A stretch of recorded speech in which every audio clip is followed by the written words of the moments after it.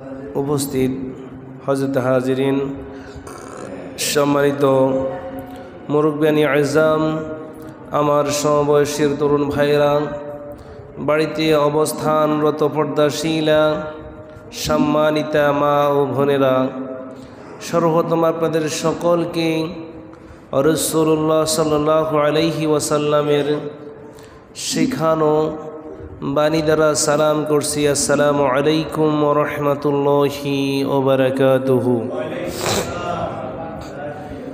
শুরুতে মহান রব্বুল আলামিনের আলী শান দরবারে কালিমাতুশ শুকরিয়া আদায় করব, যে রব্বুল আলামিন নবমণ্ডলের মালিক, যে রব্বুল আলামিন ভূমণ্ডলের মালিক, যাকে তন্দ্রা এবং নিদ্রা কখনো স্পর্শ করে না, যিনি চিরঞ্জীব চিরস্থায়ী, যিনি আপনাকে আমাকে মাহে রমজানের প্রথম জুমায় আল্লাহর ঘরে আসার এবং বসার জন্য যিনি সৌভাগ্য করে দিয়েছেন, সেই জন্য একবার কালিমাতুশ শুকরিয়া আদায় করে নি আলহামদুলিল্লাহ।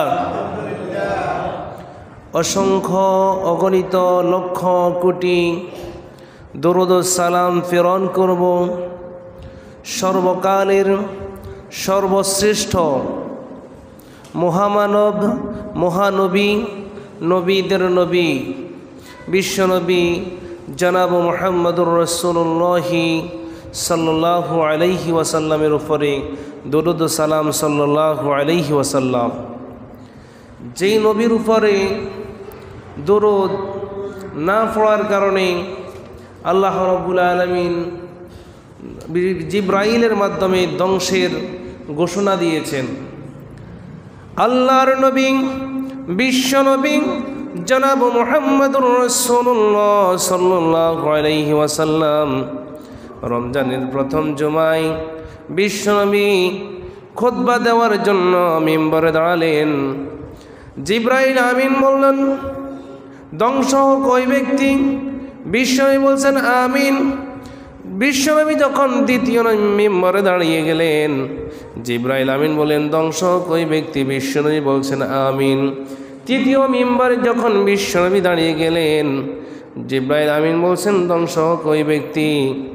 বিশ্বনবী জনাব মুহাম্মদুর রাসূলুল্লাহ সাল্লাল্লাহু আলাইহি ওয়াসাল্লাম বলেন আমিন। সাহাবায়ে কেরামের ব্যাখ্যা বিশ্বনবীর কাছে জানতে চেয়েছেন, ইয়া রাসূলুল্লাহ, ইয়া হাবিবাল্লাহ, আপনি তিন মিম্বরে দাঁড়িয়ে, তিন তাকে দাঁড়িয়ে আপনি তিনবার আমিন বলছেন, আমিন বলার কারণটা কি আমরা সাহাবায়ে কেরাম জানতে চাই। তখন বিশ্বনবী জনাব মুহাম্মদুর রাসূলুল্লাহ সাল্লাল্লাহু আলাইহি ওয়াসাল্লাম বলছেন, ওই ব্যক্তি, জিবরাইল আমিন এসে বললেন, ওই ব্যক্তি ধ্বংস হোক যেই ব্যক্তি মাহে রমজান পেল কিন্তু তার জীবনের গুনাহ খাতা মাফ করতে পারলো না, ওই ব্যক্তি ধ্বংস হোক। তখন আমি বললাম আমিন। বলেন, আমি যখন দ্বিতীয় মিম্বরে দাঁড়িয়ে গেলাম, জিবরাইল আমিন বললেন, ওই ব্যক্তি ধ্বংস হোক যেই ব্যক্তির সামনে আপনার নাম নেওয়া হলো কিন্তু আপনার উপর দরুদ ও সালাম প্রেরণ করলো না, যেই ব্যক্তির সামনে আপনি মুহাম্মদুর রাসূলুল্লাহ সাল্লাল্লাহু আলাইহি ওয়াসাল্লামের নাম নেওয়া হয়েছে কিন্তু তার উপরে সাল্লাল্লাহু আলাইহি ওয়াসাল্লাম দরুদ পড়লো না, ওই ব্যক্তি ধ্বংস হোক। তার কারণে আমি আমিন বলেছি, কারণ এর আমিন বলার কারণে আল্লাহ তাআলা এটা কবুল করে নিয়েছেন। তৃতীয় মিম্বরে যখন দাঁড়িয়ে আমি আমিন বললাম, জিবরাইল আমিন বলেন, হুজুর ওই ব্যক্তি ধ্বংস হোক যেই ব্যক্তি তার পিতামাতাকে তার জীবন দশা পেল কিন্তু তার পিতামাতার খেদমত করে জান্নাত কামাই করতে পারলো না, জান্নাত প্রস্তুত করতে পারলো না, ওই ব্যক্তি ধ্বংস হোক। তার কারণে বিশ্বনবী বলছেন আমিন। এই তিন ব্যক্তিকে বিশ্বনবী জিবরাইল আমিন লানত দিয়েছেন। সুতরাং আমাদেরকে এই রমজানে আমরা এমনভাবে ইবাদত করতে হবে যেন আপনার আমার জীবনের গুনাহ খাতা মাফ করতে হয়। এর জন্য তাহাজ্জুদের নামাজ, রোজা, সাহরি, ইফতার এইগুলোর মাধ্যমে আল্লাহ রাব্বুল আলামিন বান্দাকে বেশি বেশি করে মাফ করে দেয় কি না? বেশি বেশি কোরআন তেলাওয়াত, এইগুলোর মাধ্যমে আপনি যখন রমজানে এইগুলো করবেন আল্লাহ রাব্বুল আলামিন আপনার জীবনের গুনাহ খাতা মাফ করে দিবে। কারণ হাদিসে আছে, মান কামা লাইলাতাল কদরি ঈমানান ওয়া ইহতিসাবান গুফিরা লাহু মা তাকদ্দামা মিন যামবিহি। যে ব্যক্তি লাইলাতুল কদর রজনীতে ঈমান এবং চেতনা সহকারে ইবাদত করবে, আল্লাহ তাআলা তার জীবনের গুনাহ খাতা মাফ করে দিবে। বলেন না সুবহানাল্লাহ। তাহলে দেখেন এখানে মাফের ঘোষণা আছে না? আছে কিনা? আবার বলছেন, মান সামা রমাদানা ঈমানান ওয়া ইহতিসাবান গুফিরা লাহু মা তাকদ্দামা মিন যামবি। যেই ব্যক্তি ঈমান এবং চেতনা সহকারে রমজানের রোজা রাখবে, আল্লাহ তাআলা তার জীবনের গুনাহ খাতা মাফ করে দিবে। বলেন সুবহানাল্লাহ। তাহলে প্রিয় হাজিরিন, আমরা এমন কাজ করব না, আমরা বিশ্বনবীর যখন নাম উচ্চারণ করা হয় তখন বেশি বেশি দুরূদ পড়ব, দুরূদ শরীফ বেশি বেশি করে পড়ব। ঘরে বাহিরে সমাজে রাষ্ট্রে প্রত্যেকটা ক্ষেত্রে যখন দুরূদের আমল থাকবে, যেই ফ্যামিলিতে যেই পরিবারে দুরূদের আমল থাকবে, বিশ্বনবীর প্রতি দুরূদ সালাম পেশ করবে, ওই পরিবারের লোক সবচেয়ে বেশি শান্তিতে থাকবে। তাহলে আমরা মা বাবারও খেদমত করতে হবে, মা বাবার খেদমত করে জান্নাত কামাই করতে হবে। মা বাবা কোনটা চায়, কোনটা অপছন্দ করে, কোনটা পছন্দ করে আমাদেরকে সেই দিকেও খেয়াল রাখতে হবে। অনেকে আছেন নামাজ, রোজা, হজ, যাকাত সব কিছু ঠিকমতো করে, কিন্তু মা বাবার খেদমত করে না, ওই ব্যক্তির জন্য ধ্বংস। ওই ব্যক্তির জন্য কি? ধ্বংস। তাহলে প্রিয় হাজিরিন, আসুন আজকে আমি আপনাদের সামনে যেই বিষয় নিয়ে আলোচনা করব, শুরুতেই আলোচনার বিষয়বস্তু বলে দিচ্ছি।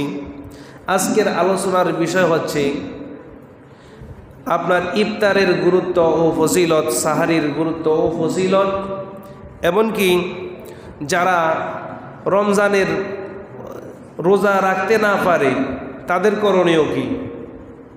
অনেক বৃদ্ধ আমাদের মা বাবা আছে, মহিলারা আছে বৃদ্ধ, তারা রোজা থাকতে পারে না, তাদের জন্য করণীয় কি। অনেক দুগ্ধপোষ্য বা দুগ্ধদানকারী মারা রয়েছে, তারা সন্তানকে দুধ পান করানোর জন্য তারা রোজা ভাঙতে হয়, ভাঙতে পারবে কি না, এই বিষয় নিয়ে আলোচনা করবে ইনশাআল্লাহ। আল্লাহ রাব্বুল আলামিন মহাগ্রন্থ আল কোরআনের 2 নম্বর সূরা, সূরা বাকারা 184 নম্বর আয়াত, আল্লাহ পাক বলেন, আইয়ামাম মা'দুদাত। এই রোজা নির্দিষ্ট কয়েকদিনের জন্য। আমরা যে সওম পালন করি এটা নির্দিষ্ট কয়েকদিনের জন্য, 1 মাসের জন্য।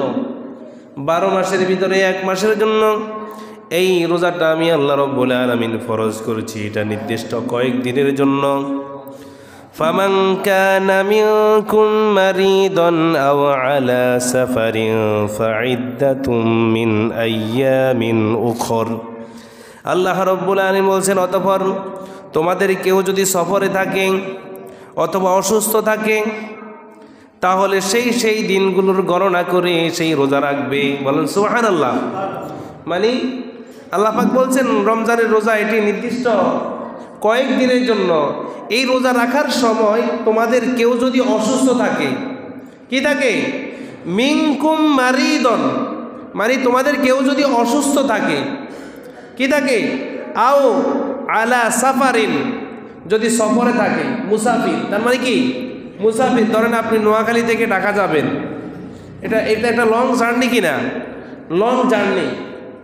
আপনি হয়তো স্টেশনে ঠিকমতো আপনি সাহারির সময় গাড়ি দাঁড় করলো বা দাঁড়ায় করলো না, এটার কোনো স্টেশন নাই, কিন্তু ওই সময় আপনি আসা যাওয়া যে একটা কষ্ট, আসা যাওয়া যে একটা কষ্ট, আপনি ইচ্ছা করলে আপনি রোজাটা ভেঙে পরবর্তী সময় আপনি রোজাটা রাখতে পারবেন। একটার বদলে একটা। কয়টা? আরো জোরে বলেন। একটার বদলে কয়টা? একটা রোজা রাখবেন। আর যদি বেশি অসুস্থ থাকেন, যখন আপনি আবার সুস্থ হবেন, আপনি একটার বদলে একটা রোজা রাখবেন। বিধান কার? আমার কথা না আল্লাহর কথা?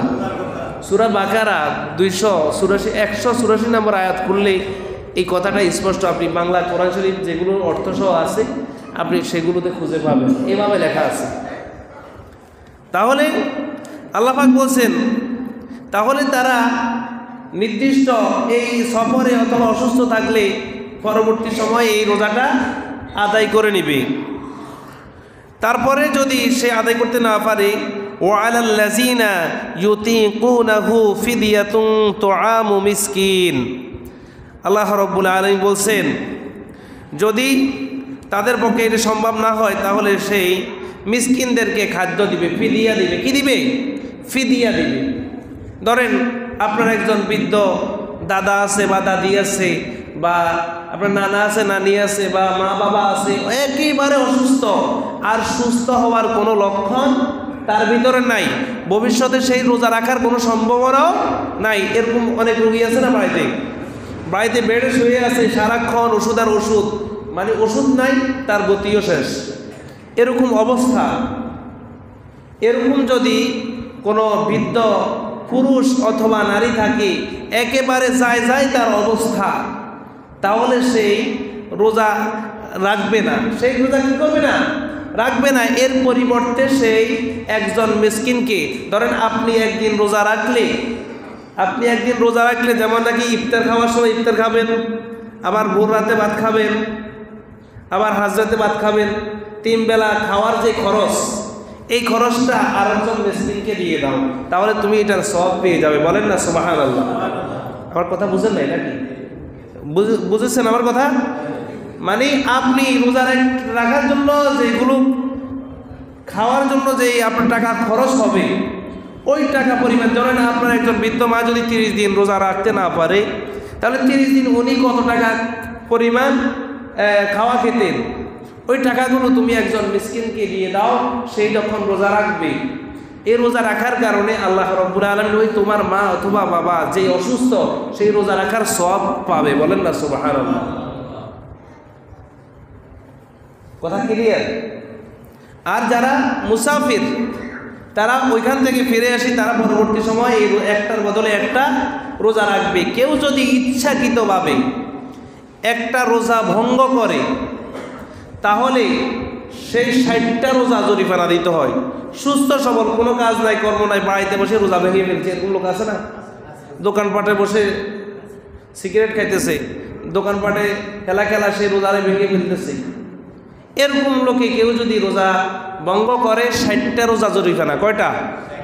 60টা রোজা টানা রাখতে হবে। একটা রোজার পরিবর্তে চিন্তা করেছেন, রমজানের বাহিরে সে 60টা রোজা রাখতে হবে, 60টার ধারাবাহিকতা রাখতে হবে।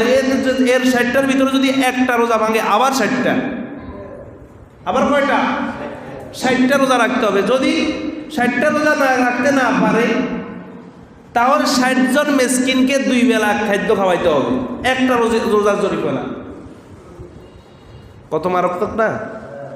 তাহলে এখন রোজা রাখা কি সহজ? সবাই রাখতেছে, কারণ একজনে যখন একটা কাজ করে সেটা খুব কষ্ট হয়, যখন 10 জনে মিলে একটা কাজ করে তখন সেটা সহজ লাগে। কথা বলেন? এখন সবাই আমরা রোজা রাখতেছি, আমাদের থেকে কষ্ট রাখতেছি না, কারণ কার কষ্ট কারে করবো? সবাই তো রোজাদার। কথা বুঝেন নাই? সবাই তো রোজাদার, কার কথা কাকে বলবো? আর অন্য সময় রোজা রাখলে আহারে একলা গেছি রে, অনেকভাবে অনেক দুঃখ কষ্ট প্রকাশ করে মানুষের কাছে, কারণ সেই রোজা রাখছে, আরেকজন রোজা রাখে নাই। কথা বুঝে আসছে? তাহলে 10-এর লাঠি 1-এর বোঝা। তাহলে আমি বলতেছিলাম, একটা রোজার আপনার কাফারা হচ্ছে 60টা রোজা জরিমানা, আর 60টা রোজা যদি না রাখতে পারে 60 জন মিসকিনকে 2 বেলা পেট ভরি খাওয়াইতে হবে। এল বুঝেন, একটা রোজার জরিমানা কত টাকা? 60 জন মিসকিনকে 2 বেলা খাওয়াইলে মানে 120 জন, 120 জনের 2 বেলা ভালো করে খাওয়াইলে কয় টাকা খরচ হয়? অথচ 60-70 হাজার টাকা তো লাগবে নাকি? তাহলে বুঝেন একটা রোজার জরিমানা কেমন হবে। সুতরাং আমাদেরকে রোজা রাখতে হবে। এই জন্য আল্লাহ রাব্বুল আলামিন বলছেন, ফামান তাতাওয়া খয়রান ফাহুয়া খয়রুল লাহু ওয়া আন তাসুমু খয়রুল লাকুম ইন কুনতুম তা'লামুন। আল্লাহ তাআলা বলেন, যে ব্যক্তি খুশির সাথে সৎ কাজ করে, কি করে? খুশির সাথে যেই ব্যক্তি সৎ কাজ করে, তা তার জন্য কল্যাণকর, আর যদি কষ্ট থাকা সত্ত্বেও রোজা রাখে তবে তা তোমাদের জন্য বিশেষ কল্যাণকর, যদি তোমরা তা বুঝতে পারতে। কেউ যদি সৎ নিয়তে, ভালো উদ্দেশ্যে এবং কল্যাণ উদ্দেশ্যে, সওয়াবের নিয়তে রোজা রাখে তার জন্য খুব কল্যাণকর। কি কর? খুব কল্যাণকর। সুতরাং আমাদেরকে মাহে রমজানের এই রোজা রাখতে হবে। রোজা রাখার জন্য বিশেষ একটি মুহূর্ত হচ্ছে সাহারি খাওয়া। কি খাওয়া? রোজা রাখার জন্য প্রথম উপাদান কি করতে হয়? সাহারি খেতে হয়। হযরত আনাস ইবনে মালিক রাদিয়াল্লাহু তাআলা আনহু থেকে বর্ণিত, তিনি বলেন রাসূলুল্লাহ সাল্লাল্লাহু আলাইহি ওয়াসাল্লাম বলেছেন, তাসাহারু ফা ইন্না সুহুরি বারাকা। রাসূল সাল্লাল্লাহু আলাইহি ওয়াসাল্লাম বলেছেন, তোমরা সাহারি খাও, কেননা সাহারিতে বরকত রয়েছে। বলেন সুবহানাল্লাহ। কি খাও? সাহারি খাও। ভোরবেলা কি খাও? সাহারি খাও, সেটি বরকত রয়েছে। এই বরকতে আপনার ছেলে মেয়ে, ছোট ছোট যেই ছেলে মেয়ে আছে তাদেরকেও শামিল করেন।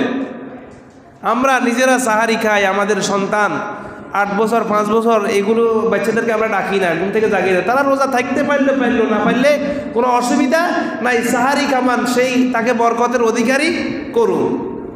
কথা বুঝে আসছে না? আপনি নিজে রোজা রাখলেন, সেই ছোটো বাচ্চা রাখতে পারলো না, সাহারি খাওয়ান, এতে খুব বরকত। এটি আমার কথা না, রাসূলের কথা। কার কথা?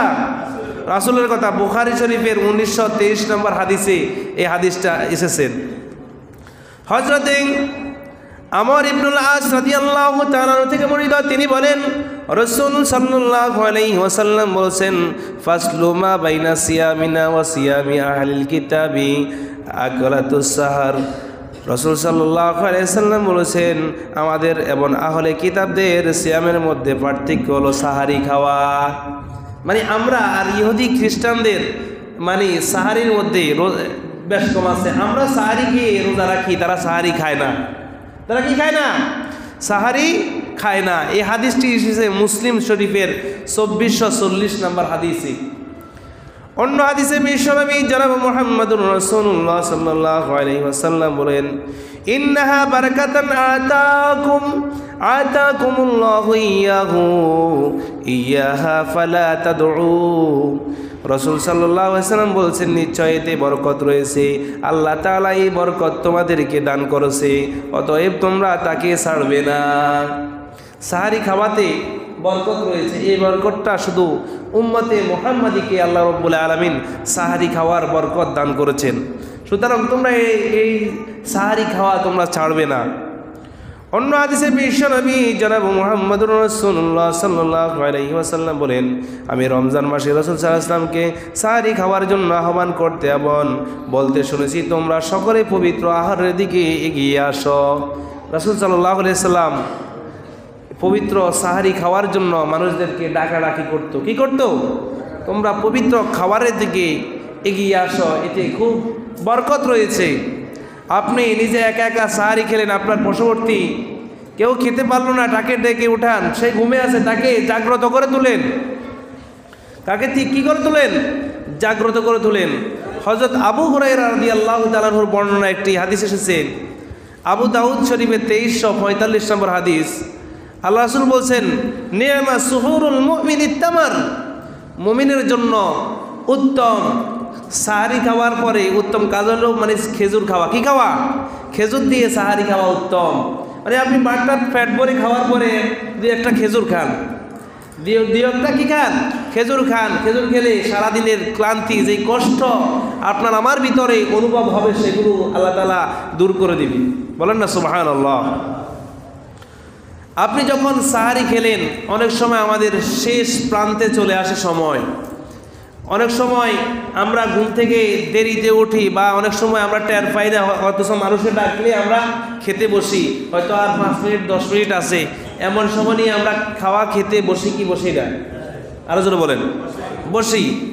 এখন আপনার খাওয়া প্লেটে আছে, মসজিদে আজান দিয়েছে, আপনি কি করবেন? সেই কথা আবু দাউদ শরীফের 2350 নম্বর হাদিসে এসেছেন, ইজা সামিয়া আহাদুকুমুন নিদা ওয়াল ইনা আলা ইয়াদাহি ফালা ইয়াদউ হাত্তা ইয়াকদিয়া হাজাতান মিনহু। যখন তোমাদের কেউ ফজরের আজান শুনতে পায় অথচ তার খাবারের পাত্রে তার হাত থাকে, সেই যেন তা রেখে না দেয় যতক্ষণ পর্যন্ত তার প্রয়োজন না পূরণ হয়। বলেন না সুবহানাল্লাহ।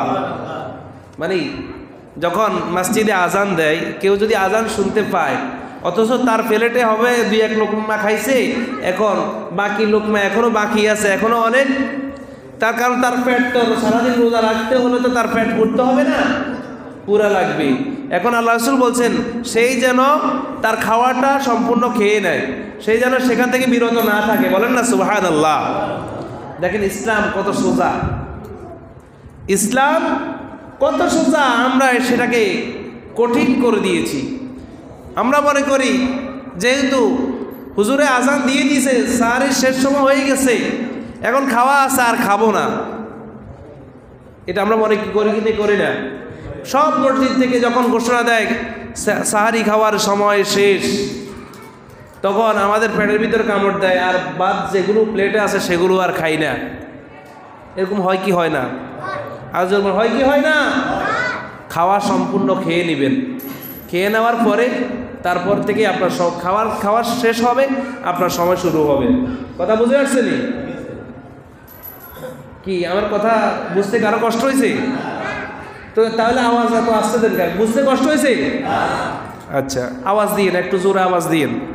মনে হয় আপনারা বুঝছেন না, তার কারণে হয়তো আওয়াজ দেন না। তাহলে খাওয়াটা সম্পূর্ণ কমপ্লিট করতে হবে, তারপরে রোজা থাকতে হবে।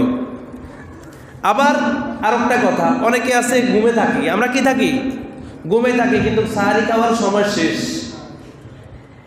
সাহারি খাওয়ার কি সময় শেষ? মসজিদ থেকে ঘোষণা করলো সাহারি খাওয়ার সময় শেষ, এখন আপনি খেতে পারলেন না, ভাত খাওয়ার জন্য আপনি লোকমাও নিলেন না, ভাত এখন আপনার থালা তো প্লেটেও আসে নাই, এখন কি করবেন? আপনি পানি 1 গ্লাস খেয়ে রোজা রাখেন, আর যদি আপনি সেটা খেয়ে রোজা না রাখতে পারেন, আপনি ওইভাবে উপাস থাকেন, আপনার রোজা হবে। কথা বুঝে আসছেন? অনেকে মনে করে যেহেতু আজকে ভোর রাতে সাহারি খাওয়ার জন্য কিছু খেতে পারলাম না, 1 গ্লাস পানিও খেতে পারলাম না, তাহলে আমি রোজা রাখবো না। নাই, সেটা ভুল কথা। সেটা কি কথা? ভুল কথা। আপনি সাহারি না খেয়েও আপনি রোজা রাখতে পারেন, কোনো অসুবিধা নেই। হযরত ইবনে ওমর রাদিয়াল্লাহু তাআলা থেকে একটি হাদিস এসেছেন, সহিহ ইবনে হিব্বানের 3667 নম্বর হাদিসটি এসেছেন। আল্লাহ রাসূল সাল্লাল্লাহু আলাইহি ওয়াসাল্লাম বলছেন, ইন্নাল্লাহা ওয়া মালাইকাতাহু ইউসাল্লুনা আলাল মুতাসাহহিরিন, যারা নিশ্চয় আল্লাহ তাআলা তাদের প্রতি রহমত বর্ষণ করেন যারা সাহারি খায়, আর ফেরেশতাগণ তাদের জন্য দোয়া করতে থাকেন। বলেন না সুবহানাল্লাহ। যারা সাহারি খায় তাদের জন্য ফেরেশতারা দোয়া করতে থাকে। কি করতে থাকে? আর আল্লাহ তাআলা বরকত রহমত বর্ষণ করে থাকে। বলেন না সুবহানাল্লাহ। সুতরাং আমাদেরকে সাহারি খেতে হবে। এবার আসেন, আপনি রোজার জন্য সাহারি খেলেন, এবার ইফতারের প্রয়োজন আছে না? ইফতারের প্রয়োজন আছে নি? এবার ইফতারে কি সব আমাদেরকে সেটাও তো জানতে হবে। রাসূল সাল্লাল্লাহু আলাইহি সাল্লাম বলেছেন, লোকেরা যতদিন শীঘ্রই তাড়াতাড়ি ইফতার করবে না ততদিন তারা কল্যাণের উপর থাকবে না। লা ইয়াজালুন নাসু বিখাইরিন মা আজ্জালুল ফিতর, লোকেরা যতদিন পর্যন্ত তাড়াতাড়ি ইফতার করবে না ততদিন পর্যন্ত তারা কল্যাণের উপর থাকবে না। বুখারী শরীফের 1957 নম্বর হাদিস। কোন কিতাবের হাদিস? বুখারী শরীফের হাদিস। তো ইফতারের সময় হয়েছে, আপনি ইফতার করে নেন। ইফতারের নির্দিষ্ট ক্যালেন্ডার আছে না? নাই। ইফতারের সময় হয়েছে, তারপরে আমাদের দেশে কিছু আবেগী লোক আছে, কয় আরও 2-1 মিনিট পরে ইফতার করি। সারাদিন উপবাস থাকতে পারছি, আরেকটা 2-1 মিনিট উপবাস থাকতে পারলে অসুবিধা কি? অথচ সময় হয়ে গেছে। কথা বলেন, সময় হয়ে গেছে, তারপর সে ইফতার করে না, আরও 2-1 মিনিট অপেক্ষা করি না। অথচ রাসূল বলছেন যতদিন তাড়াতাড়ি লোকেরা ইফতার করবে ততদিন তারা কল্যাণের উপর থাকবে। ইফতারের সময় হয়েছে, মসজিদে আপনার ঘোষণা দিয়েছেন, আজান দিয়েছেন, ইফতারের সময় হয়েছে, আপনি ইফতার করে নেন। আপনি আর বিলম্ব করার কোনো প্রয়োজন নেই। রাসূল সাল্লাল্লাহু আলাইহি ওয়াসাল্লাম বলছেন, লা ইয়াজালুদ দীনু যাহিরান মা আজ্জালান নাসিল ফিতরি লিআন্নাল ইয়াহুদা ওয়ান নাসারা ইউআখিরু। দিন বিজয় থাকবে যতদিন লোকেরা অবিলম্বে ইফতার করবে, কেননা ইহুদি খ্রিস্টানরা বিলম্বে ইফতার করে। কি বুঝলেন এই হাদিসে? কি বুঝলেন? দিন ততদিন পর্যন্ত বিজয় থাকবে, লোকেরা যতদিন অতি তাড়াতাড়ি ইফতার করবে ততদিন পর্যন্ত দিন বিজয় থাকবে। আর ইহুদি খ্রিস্টানেরা তারা বিলম্বে ইফতার করে। বিলম্বে ইফতার করে কারা? ইহুদি খ্রিস্টান অমুসলিম যারা রয়েছে তারা আপনার বিলম্বে ইফতার করে। কোন বস্তু দিয়ে ইফতার করা সুন্নত আমাদের এই বিষয় জানা দরকার আছে না নাই? রাসূল সাল্লাল্লাহু আলাইহি সাল্লাম বলছেন, ইজা কানা আহাদুকুম সাইমান ফালইফতিরু আলা তামারি ফাইন লাম Yazid Tamara ফাআলাল my final মাআ Tahura. তোমাদের কেউ সম রাখলে খেজুর দিয়ে ইফতার করে, খেজুর না ফেলে পানি দিয়ে ইফতার করবে, কেননা পানি পবিত্রকারী। বলেন সুবহানাল্লাহ। মানে কেউ যদি তোমাদের রোজা রাখে, খেজুর দিয়ে ইফতার করা সুন্নত। খেজুর দিয়ে ইফতার করা কি সুন্নত? খেজুর যদি না পান কি করবেন? পানি, সাদা পানি কি দিয়ে? পানি দিয়ে ইফতার করেন, এটা সুন্নত। কারণ এটা মানুষের হৃদয়কে, মানুষের দেহকে পরিশুদ্ধ করে। তাহলে এই ইফতারের ফজিলত আমাদের অসংখ্য রয়েছে। ইফতারের ফজিলত কি? বিশ্বনবী জনাব মুহাম্মদুর রাসূলুল্লাহ সাল্লাল্লাহু আলাইহি ওয়াসাল্লাম বলেছেন, মান ফাত্তারা সাইমান কানা লাহু মিসলু আজরিহি গায়রা আন্নাহু লা ইয়ানকুসু মিন আজরি সাইমি শাইআন। কোন রোজা পালনকারীকে যেই লোক ইফতার করায় সেই লোকের জন্য রোজা পালনকারীর সমপরিমাণ সওয়াব রয়েছে, কিন্তু এর ফলে রোজা পালনকারীর সওয়াব থেকে বিন্দু পরিমাণ কমানো হবে না। বলেন না সুবহানাল্লাহ। মানে কেউ যদি কোনো রোজা পালনকারীকে ইফতার করায়, ওই লোক রোজা রাখলে যেই সওয়াব হবে আপনি ইফতার করার কারণে সেই সওয়াব আপনি পাবেন। বলেন না সুবহানাল্লাহ। আশ্চর্য বিষয়, খুব আনন্দের একটা বিষয়। সুবহানাল্লাহ বলতে আপনার কি প্রবণতা করেন আমার বুঝে আসে না। তাহলে সুবহানাল্লাহ বলতে অসুবিধা আছে আপনাদের? না রোজা ধরছে আপনাদেরকে? হ্যাঁ না, পেটের বুক আছে তার কারণে আপনারা এখন সুবহানাল্লাহর মুখে দিয়ে বাইর হয় না। তাহলে রাসূল বলছেন কেউ যদি কোনো রোজাদারকে ইফতার করায়, তাহলে ইফতার করার কারণে সেই লোক রোজা রাখলে যেই সওয়াব পাবে আপনার আমলনামা সেই রোজা রাখার সওয়াব হবে। বলেন না সুবহানাল্লাহ।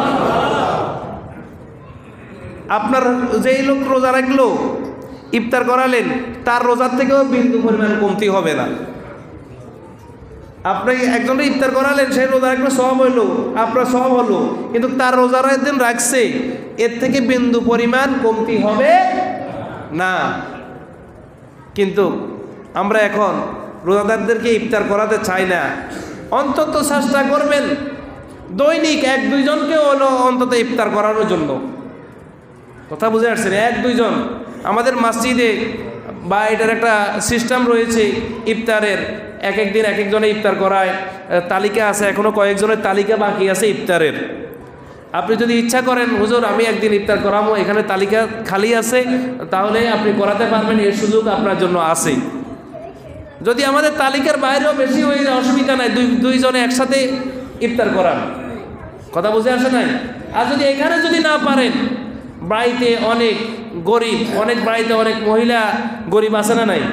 অনেক গরিব ফ্যামিলি আছে, তারা ইফতার কেনার মতো তাদের সামর্থ্য নাই, তাদের পরিবার চালানোর মতো সেই রকম একজন পুরুষ নাই। এরকম সমাজে আছে না নাই? আরও আছে বলেন। কিন্তু আমরা তাদের খোঁজ নিই না, আমরা তাদের কি করি না, খোঁজ নিই না। তারা ইফতার করে কি করে না, খায় কি খায় না, আমরা সেটাও চাই না, জিজ্ঞাসা করি না। আমরা এত নিষ্ঠুর হয়ে গেছি মানুষ। আপনার যেই ঘরের আশপাশে যেই গরিব ঘরগুলো আছে, আপনি কি একটিবার খবর নিয়ে দেখছেন তুমি কি মাহে রমজানে কিভাবে ইফতার করতেছ? এটাও জিজ্ঞাসা করে না, এটাও কি করে না, জিজ্ঞাসা করে না। আপনি পেট ভরে ইফতার করলেন, আপনার পার্শ্ববর্তী গরিব এতিম মিসকিন সেই ইফতার করতে পারছে না টাকার অভাবে, তাহলে কাল কিয়ামতের দিন আল্লাহর কাঠগড়ে আপনাকেও দণ্ডায়মান হতে হবে। চেষ্টা করবেন যা পারেন, গরিব, মেসকিন, এতিম, এরকম যদি কোনো ফ্যামিলি এরকম থাকে, আপনি তাদেরকে 500, 1000, 2000 টাকা দিয়ে দেন, অথবা এই আপনার ইফতার কিনে দেন, বা বুট কিনে দেন, খেজুর কিনে দেন, ইফতারের সরঞ্জামে কিনে দেন। এটা আমরা পারবো কি পারবো না? চেষ্টা করতে হবে, মনোবল নিতে হবে, তাহলে আপনি তাকে ইফতার করার কারণে আপনি তার সমপরিমাণ সওয়াব পাবেন।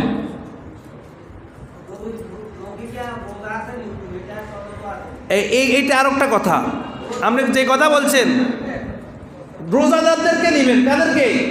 রোজাদার, বেরোজগারীদেরকে দেওয়া দরকার নাই। যে রোজা রাখছে, অনেক ফ্যামিলি আছে রোজা রাখছে কিন্তু টাকা পয়সা নাই, সুন্দর মতন ইফতার করতে পারে না, ভালো কিছু দিয়ে ইফতার করতে পারে না, কোনো মতে বুট সাইডকে আর মুড়ি গোগা দিয়ে ইফতার করে, এরকম লোক আছে না নাই? আর আপনার প্লেটে থাকে পেঁয়াজি, আলুর চপ, বেগুনি, এইটা সেইটা, কত কিছু, বরিন্দা, কত রঙের ট্যাং আপনার কাছে থাকে, কত রঙের জুস থাকে। যারা রোজাদার এরকম দেখি দেখি দিতে হবে। আপনি ফিদিয়া রোজার পরিবর্তে যারা রোজা রাখবে তাদেরকেও দিতে হবে রোজাদার দেখি। বেরোজগারিকে দিলে সে কি রোজা রাখবে? তাহলে আপনি সেই টাকা দিলেন, আপনার মা বাবা অসুস্থ আছে, তারা রোজা রাখলো, রোজা রাখতে পারে নাই, তাদের পরিবর্তে আরেকজনকে আপনি বেনামাজি একজনকে টাকা দিলেন, তাহলে এটা কি হবে? কোনো সওয়াব হবে না, কোনো লাভ হবে না। রোজাদার দেখি দেখি খোঁজ করে আপনাকে আমাকে দিতে হবে। এখন থেকে তাদের জন্য কিছু টাকা বাজেট বরাদ্দ রাখবেন, যেন তারা ঈদের আনন্দ উপভোগ করতে পারে, রমজানের আনন্দ যেন আমাদের সাথে উপভোগ করতে পারে। আমরা এটা পারি কি পারি না? যদি এরকম লোক না পান, আপনি দরকার হলে আপনার পার্শ্ববর্তী যে ঘর আছে বড় লোক হলে আপনি তাদেরকে ইফতার দেন, সে আপনারা দেখ, অসুবিধা নেই। কথা বলেন। যদি গরিব খুঁজে না পান, মেসকিন খুঁজে না পান, এতিম খুঁজে না পান, পার্শ্ববর্তী আপনার যে ভাই আছে আপনি তার ঘরে ইফতার পাঠান আজকে, সেও দেখবেন একদিন আপনার ঘরে ইফতার পাঠাবে। সে না পাঠায় অসুবিধা না, আপনি তার ঘরে বারবার পাঠান, তাহলে সেই ইফতার করার কারণে আপনার সমপরিমাণ সওয়াব সেই পাবে। বলেন না সুবহানাল্লাহ? আপনি সেই সমপরিমাণ সওয়াব পাবেন।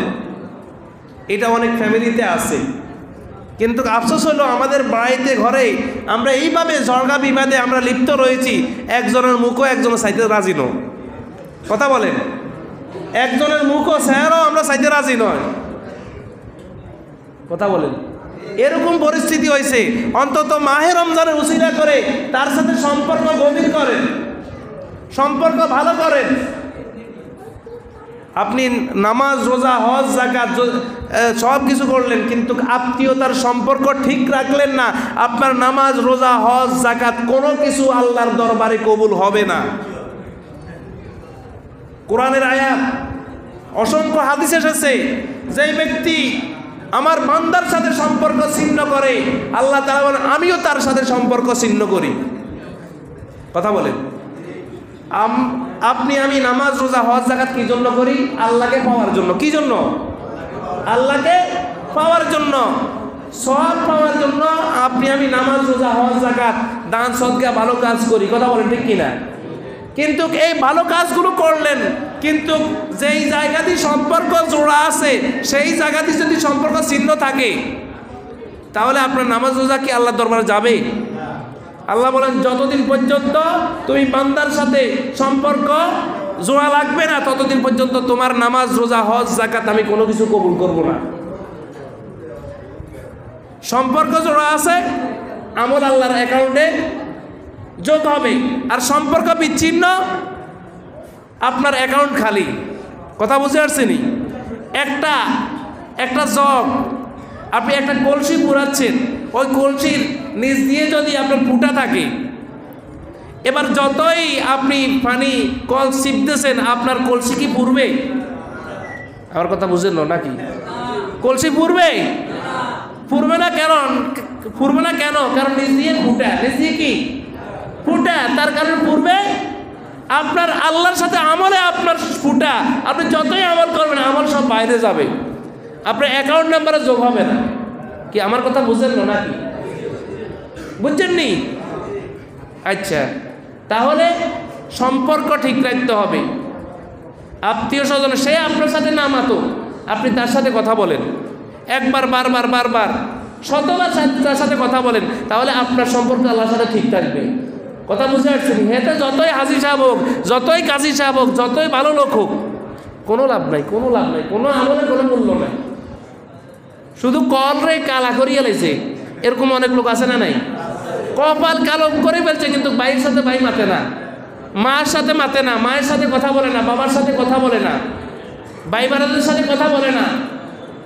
সামান্য একটা বাচ্চারা বাড়িতে বাড়িতে জড়ো হয়েছে, আর কথা শেষ, কথা বন্ধ। তুই আর হোলালে এরকম কথা কতি আর তোর লোকে আর বাইতাম ন, তোর সোয়া দেখাই যাম ন, কথা বলে। তুই আর ভাই ন, তুই আর বাপ ন, তুই আর মা ন, 1920 হইলে শেষ, কথা বলেন।